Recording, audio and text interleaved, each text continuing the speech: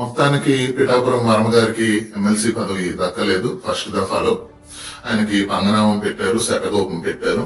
అయినా పాపం ఆయన నిబద్ధత గల నిజాయితీ గల నాయకుడు కాబట్టి చంద్రబాబు నాయుడు గారు వెనకాలే ఉంటాను, టీడీపీ పార్టీ కోసం కష్టపడతాను, 23 ఏళ్ల నుంచి చంద్రబాబు నాయుడు గారు తెలుసు అని ఆయన గొప్పగా మాట్లాడారు. ప్రెస్ మీట్ పెట్టి టీడీపీకి ఎప్పుడూ అండగా ఉంటానని చెప్పారు. అయితే ఇదే క్వశ్చన్ నాదెండ్ల మనోహర్ గారిని అడిగినప్పుడు మరి పిఠాపురం వర్మకి ఎమ్మెల్సీ పదవి ఇవ్వలేదు కదా, మీ రియాక్షన్ ఏంటంటే అది వాళ్ళ పార్టీ వాళ్ళు చూసుకోవాలి, వాళ్ళ పార్టీ ఇంటర్నల్ మ్యాటర్, మేము ఎలా చెప్తాము అనేసి అన్నారు నాదెండ్ల మనోహర్ గారు. నిజమే, మరి వాళ్ళ పార్టీ మ్యాటర్ అది అయినప్పుడు వాళ్ళ ఇంటికి వెళ్ళి మరి పవన్ కళ్యాణ్ ఎందుకు అడిగాడు నాకు సపోర్ట్ చేయమనేసి? నేను ఎమ్మెల్యే అయ్యాక లేదా కూటమి అధికారంలోకి వచ్చాక నా వంతుగా మీకోసం నేను మీకు ఏదో ఒక పదవి ఇవ్వడానికి నేను కృషి చేస్తానని ఎందుకన్నాడు పవన్ కళ్యాణ్? ఈ రోజు వచ్చేసరికి వాళ్ళ పార్టీ మీటింగ్ అంట.